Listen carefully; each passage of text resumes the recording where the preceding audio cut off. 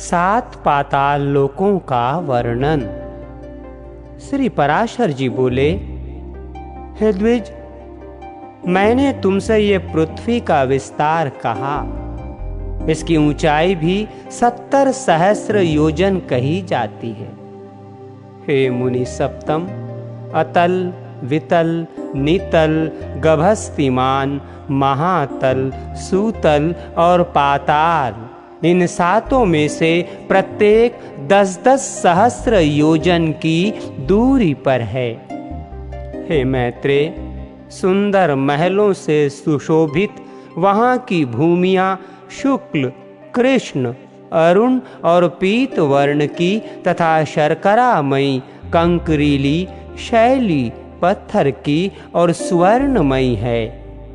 हे महामुने, उसमें दानव, दैत्य, यक्ष और बड़े बड़े नाग आदि की सैकड़ों जातियां निवास करती हैं। एक बार नारद जी ने पाताल लोक से स्वर्ग में आकर वहां के निवासियों से कहा था कि पाताल तो स्वर्ग से भी अधिक सुंदर है। वहां नागमण के आभूषणों में सुंदर प्रभायुक्त आह्लादकारिणी शुभ्र मणियां जड़ी हुई हैं। उस पाताल को किसके समान कहें, जहां तहां दैत्य और दानवों की कन्याओं से सुशोभित पाताल लोक में किस मुक्त पुरुष की भी प्रीति न होगी। जहां दिन में सूर्य की किरणें केवल प्रकाश ही करती हैं, घाम नहीं करती, तथा रात में चंद्रमा की किरणों से शीत नहीं होता, केवल चांदनी ही फैलती है। जहाँ भक्ष, भोज्य और महापानादि के भोगों से आनंदित सर्पों तथा दानव आदि को समय जाता हुआ भी प्रतीत नहीं होता। जहाँ सुंदर वन, नदियां, रमणीय सरोवर और कमलों के वन हैं। जहाँ नर कोकिलों की सुमधुर कूक गूंजती है एवं आकाश मनोहारी है। और हे द्विज, जहाँ पाताल निवासी दैत्य, दानव एवं नागगण द्वारा अति स्वच्छ आभूषण, सुगंधमय अनुलेपन, वीणा, वेणु और मृदंग आदि के स्वर तथा तूर्य, ये सब एक भाग्यशालियों के लिए भोगने योग्य और भी अनेक भोग भोगे जाते हैं। पातालों के नीचे विष्णु भगवान का शेष नामक जो तपोमय विग्रह है, उसके गुणों का दैत्य तथा दानवगण भी वर्णन नहीं कर सकते। जिन्हें देवर्षि पूजित देव का सिद्धगण अनंत कहकर बखान करते हैं, वे अति निर्मल, स्पष्ट स्वस्तिक चिन्हों से विभूषित तथा सहस्र सिर वाले हैं, जो अपने फणों की सहस्र मणियों से संपूर्ण दिशाओं को दैवीप्यमान करते हुए संसार के कल्याण के लिए समस्त असुरों को वीर्यहीन करते रहते हैं। मद के कारण अरुण नयन, सदैव एक ही कुंडल पहने हुए तथा मुकुट और माला आदि धारण किए, जो अग्नियुक्त श्वेत पर्वत के समान सुशोभित हैं।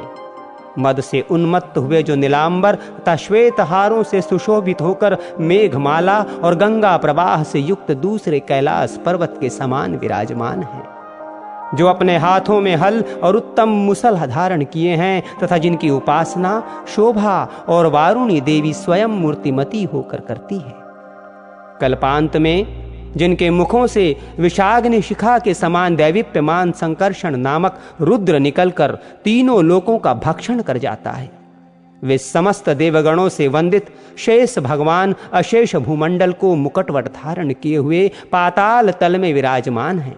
उनका बलवीर्य, प्रभाव, स्वरूप, तत्व और रूप, आकार देवताओं से भी नहीं जाना जाता और कहा जा सकता। जिनके फणों की मणियों की आभा से अरुण वर्ण हुई ये समस्त पृथ्वी फूलों की माला के समान रखी हुई है, उनके बलवीर्य का वर्णन भला कौन करेगा। जिस समय मदमत्त नयन शेष जी जम्हाई लेते हैं, उस समय समुद्र और वन आदि सहित ये संपूर्ण पृथ्वी चलायमान हो जाती है। इनके गुणों का अंत गंधर्व, अप्सरा, सिद्ध, किन्नर, नाग और चारण आदि कोई भी नहीं पा सकते।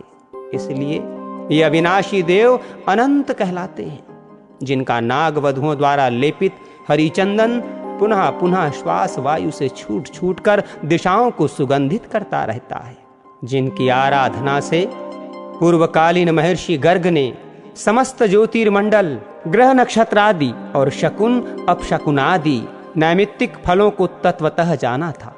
उस नाग श्रेष्ठ शेष जी ने इस पृथ्वी को अपने मस्तक पर धारण किया हुआ है, जो स्वयं भी देव, असुर और मनुष्यों के सहित संपूर्ण लोकमाला, पातालादि समस्त लोकों को धारण किए हुए हैं।